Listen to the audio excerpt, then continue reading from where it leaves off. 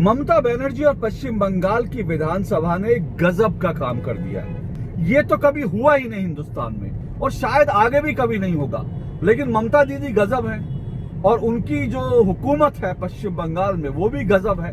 दरअसल ममता बनर्जी को ऐसा लगता है कि वो किसी राज्य की नहीं बल्कि वो पश्चिम बंगाल नाम के किसी देश की प्रधानमंत्री हैं। एक फ्लैट के अंदर 50 करोड़ रुपया नकदी रखा हो तो वो क्या ईमानदारी का पैसा है? पश्चिम बंगाल में जब ईडी ने कुछ व्यापारियों के खिलाफ कार्रवाई की तो एक व्यापारी के घर से पलंग के नीचे, उसके पलंग के नीचे 17 करोड़ रुपए रखे हुए थे।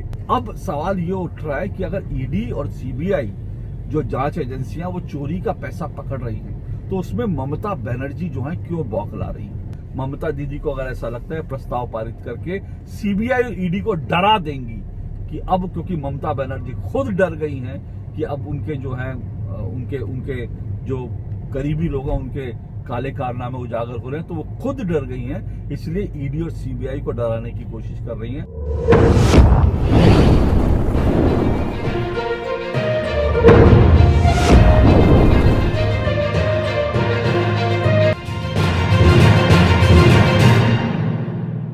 नमस्कार। ममता बनर्जी और पश्चिम बंगाल की विधानसभा ने गजब का काम कर दिया है। एक ऐसा गजब का काम जो हिंदुस्तान में आज तक कोई मुख्यमंत्री नहीं कर पाया, जो हिंदुस्तान में आज तक किसी राज्य की विधानसभा नहीं कर पाई। इस मायने में अगर मैं यूं कहूं कि दरअसल ममता बनर्जी, उनकी सरकार और पश्चिम बंगाल की विधानसभा ने एक इतिहास रच दिया है तो ये गलत नहीं होगा। अब ये इतिहास क्या रचा गया है ये भी जरा सुन लीजिए, गौर से सुनिएगा। पश्चिम बंगाल की विधानसभा ने बाकायदा एक प्रस्ताव पारित किया है और वो प्रस्ताव पारित किया है केंद्रीय जांच एजेंसियों सीबीआई और ईडी के खिलाफ। अगर आप ये खबर सुनकर चौंक गए हैं तो आपका चौंकना स्वाभाविक है, क्योंकि किसी राज्य की विधानसभा केंद्रीय जांच एजेंसियों के खिलाफ प्रस्ताव पारित किया करे ये तो कभी हुआ ही नहीं हिंदुस्तान में और शायद आगे भी कभी नहीं होगा। लेकिन ममता दीदी गजब है और उनकी जो हुकूमत है पश्चिम बंगाल में वो भी गजब है। शुभेंदु अधिकारी सही कहते हैं कि दरअसल ममता बनर्जी को ऐसा लगता है कि वो किसी राज्य की नहीं बल्कि वो पश्चिम बंगाल नाम के किसी देश की प्रधानमंत्री हैं और इसीलिए वो जो समझती हैं, जो चाहती हैं वही सही है, बाकी सब गलत है, बाकी सारी दुनिया गलत है। अब आप सोचिए कि केंद्रीय जांच एजेंसियों के खिलाफ कोई विधानसभा अगर प्रस्ताव पारित कर दे उसका क्या मायने है? कानूनी दृष्टि से देखें तो इसके कोई मायने नहीं है, क्योंकि यह प्रस्ताव कहीं स्टैंड नहीं करता कानूनी रूप से। आप प्रस्ताव पारित कर रहे हैं तो इसका मतलब क्या है, इसके मायने क्या है? कोई मायने नहीं है। तो फिर सवाल यह कि जब इसके कानूनी मायने नहीं है तो फिर आपने ये प्रस्ताव पारित करके किया क्यों आपने आखिर ये प्रस्ताव पारित किया? अब ये जो प्रस्ताव पारित किया गया, इस प्रस्ताव में ये कहा गया है कि केंद्रीय जांच एजेंसियां सीबीआई और ईडी वो दरअसल टीएमसी और विपक्ष के लोगों को जानबूझकर चुन निशाना बना रही है। अब ये शिकायत आपकी हो सकती है, ये शिकायत अगर आपको है कि सीबीआई और ईडी जो है आपके खिलाफ जो है चुन कर, जानबूझकर गलत तरीके से जांच कर रही हैं, तो फिर आप इस शिकायत को लेकर के आप या तो जनता की अदालत में जाते, राजनीतिक लड़ाई लड़ते, वो ठीक था, या फिर आपको ये चाहिए था कि आप इसको अदालत में ले जाते, अदालत में चुनौती देते, हाई कोर्ट में चुनौती देते, सुप्रीम कोर्ट में चुनौती देते। क्योंकि अगर जांच एजेंसियां किसी को फर्जी तरीके से फंसा रही हैं तो वो इंसाफ जो है देश की अदालत कर सकती है, विधानसभा हरगिज नहीं कर सकती। विधानसभा के प्रस्ताव का, विधानसभा के जो पूरा उसका अधिकार क्षेत्र है वो उसका जांच एजेंसियों पर कोई प्रभाव नहीं पड़ेगा। तो आप हाई कोर्ट जा सकते थे, सुप्रीम कोर्ट जा सकते थे, लेकिन ममता दीदी और पश्चिम बंगाल में उनकी सरकार सीबीआई और ईडी के खिलाफ जो है वो कोर्ट में नहीं गए, अदालत में नहीं गए। क्यों? इसलिए नहीं गए क्योंकि दरअसल ये तमाम कार्रवाई जो ईडी और सीबीआई कर रही है ममता बनर्जी के मंत्रियों के खिलाफ, उनके नेताओं के खिलाफ, वो अदालत के हस्तक्षेप के बाद ही कर रही है। ये बहुत महत्वपूर्ण बात है, इस बात को समझिएगा। सीबीआई और ईडी का अगर दुरुपयोग हो रहा है तो राजनीतिक रूप से दुरुपयोग हो सकता है ना, कि भाई चलो नरेंद्र मोदी जी ने उसका दुरुपयोग करना चाहा, या बीजेपी ने या फिर केंद्र सरकार ने उसका दुरुपयोग करना चाहा और उनको ममता दीदी के लोगों के पीछे लगा दिया। लेकिन ऐसा तो हुआ नहीं है। हुआ क्या है, दरअसल अदालत में ये तमाम मामले गए हैं और अदालत के हस्तक्षेप के बाद अदालत ने इन जांच की परमिशन दी है। तो इसका मतलब ये है कि आप जब ये प्रस्ताव पारित कर रहे हैं सीबीआई और ईडी के खिलाफ, तो न सिर्फ आप सीबीआई और ईडी को टारगेट कर रहे हैं, निशाना बना रहे हैं, बल्कि सीधा प्रत्यक्ष रूप से नहीं पर परोक्ष रूप से आप देश की अदालतों को, न्यायपालिका को भी आप सीधा सीधा निशाना बना रहे हैं। अब सोचिए इसके मायने क्या हैं। अब आप ईडी और सीबीआई की जांच पर जो है बहुत सारे इस वक्त देश में जो है लगातार बवाल होता है। लोग कहते हैं कि ये ईडी और सीबीआई एक टूल बन गए हैं, सरकार का टूल बन गए हैं, विपक्ष की सरकारें तोड़ने के लिए, विपक्ष के नेताओं को तोड़ने के लिए। लेकिन ये जो बातें हैं ये बिल्कुल गलत है। ये हो सकता है कि सीबीआई और ईडी जो है वो बीजेपी के लोगों के खिलाफ कार्रवाई नहीं कर रहे, आप ये आरोप लगा सकते हैं। लेकिन सीबीआई और ईडी जैसी जांच एजेंसियां जिन लोगों के खिलाफ कार्रवाई कर रही हैं, वो दरअसल वास्तव में उनको अगर देखें तो वो लोग हैं जिनके खिलाफ कार्रवाई होनी चाहिए। अब आपको सिर्फ एक आंकड़ा मैं देता हूं, आपको पता होगा कि दरअसल सीबीआई और ईडी ने किस तरह से पश्चिम बंगाल में जब छापेमारी की थी। आप जानते हैं कि पश्चिम बंगाल में, झारखंड में, आप कह सकते हैं कि झारखंड में भी विपक्ष की सरकार है, पश्चिम बंगाल में भी विपक्ष की सरकार है। लेकिन झारखंड में जो खनन घोटाला हुआ था, पश्चिम बंगाल में जो शिक्षा घोटाला हुआ था, टीचर भर्ती घोटाला जो हुआ था, ये तमाम जो घोटाले हुए थे, इन घोटालों को लेकर सीबीआई ईडी ने जो छापेमारी की है, उन छापेमारी में ईडी ने 3 महीने के अंदर, सिर्फ 3 महीने के अंदर ईडी ने 100 करोड़ रुपया बरामद किया है।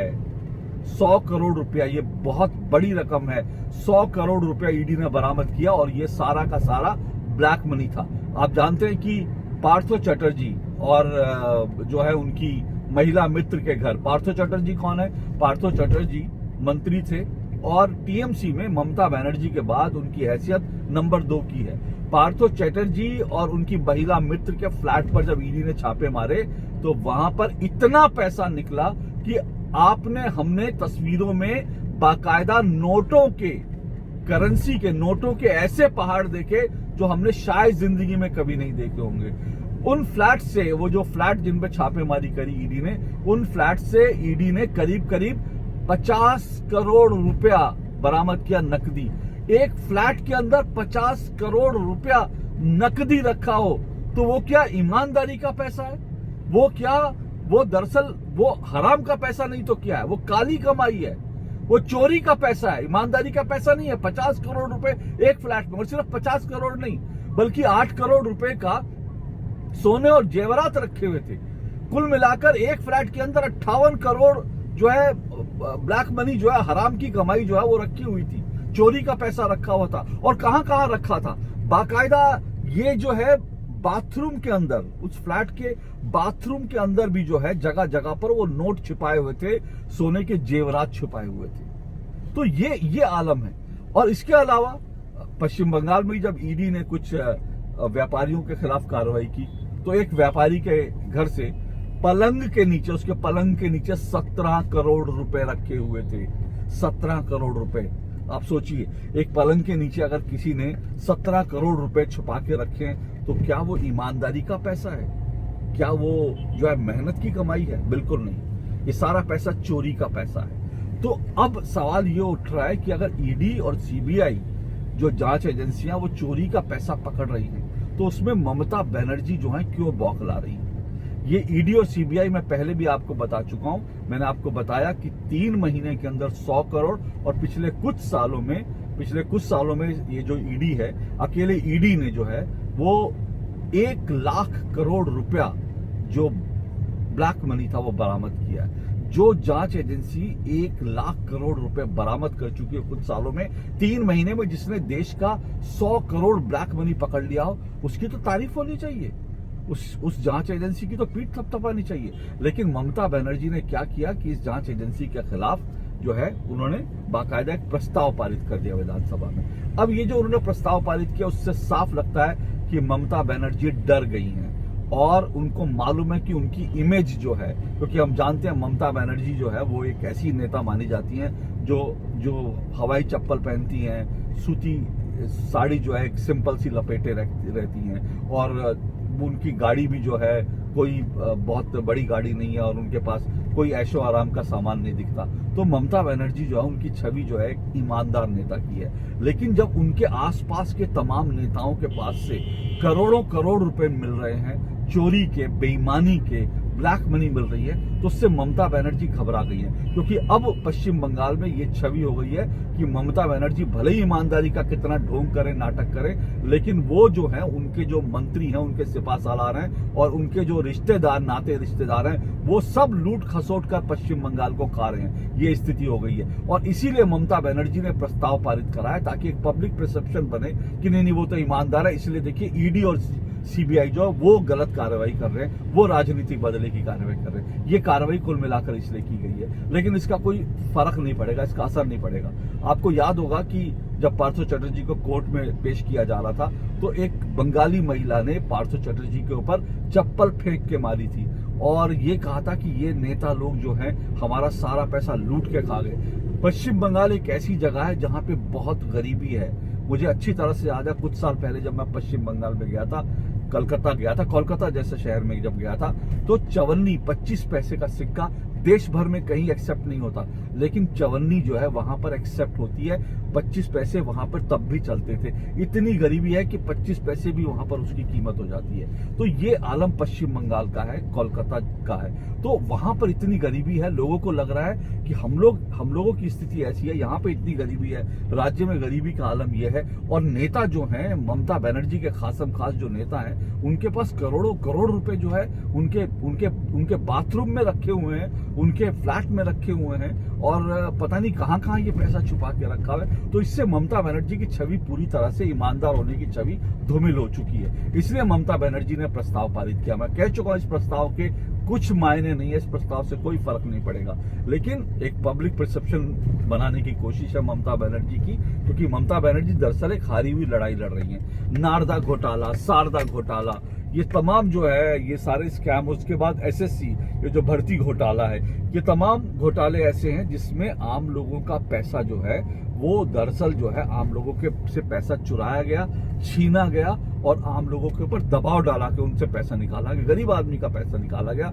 और ममता के जो मंत्री हैं वो खूब मोटा माल बना रहे हैं, माल कमा रहे हैं। ममता के रिश्तेदार भी जो हैं वो भी जो है संदेह के घेरे में है। तो चाहे ममता के रिश्तेदार हैं या फिर जो है ममता के मंत्री हैं, उन सब के खिलाफ जो कार्रवाई हो रही है, नारदा में, शारदा में, एसएससी घोटाले में, शिक्षक भर्ती घोटाले में, ये सब कोर्ट के आदेश से हो रहे हैं। इसमें सीबीआई और ईडी जो है वो कुछ नहीं कर सकते। और सीबीआई और ईडी जो है वो जो भी कार्रवाई कर रहे हैं वो पुख्ता सबूतों के आधार पर कार्रवाई कर रहे हैं, पुख्ता सबूतों के आधार पर कार्रवाई कर रहे हैं। अंत में आपको सिर्फ इतना बता दूं, जो ईडी के दुरुपयोग की जो बार बार कहानी विपक्ष जो है डरता है और छाती पीट पीट के कहता है ईडी का दुरुपयोग हो रहा है, तो आपको फिर मैं बता दूं, सत्येंद्र जैन को अरविंद केजरीवाल ने क्लीन चिट दे दी थी, कहा था कट्टर ईमानदार सत्येंद्र जैन, लेकिन कोर्ट ने ईडी के सबूत, ईडी के दस्तावेज देखने के बाद कहा, सीधे कहा कि प्रथम दृष्टया इसमें करप्शन दिखता है।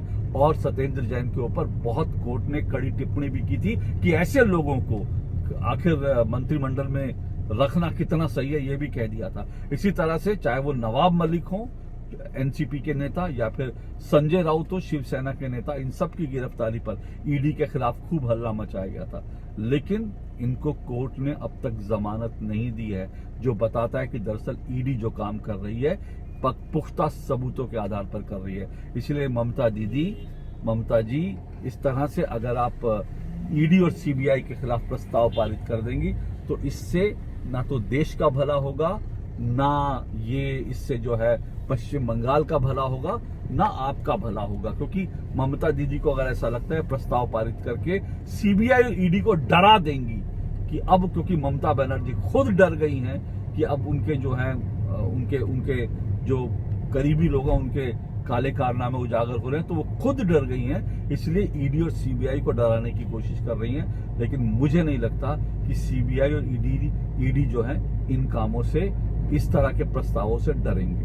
आज के लिए इतना ही। आपको मेरा वीडियो कैसा लगा जरूर बताइएगा। नमस्कार।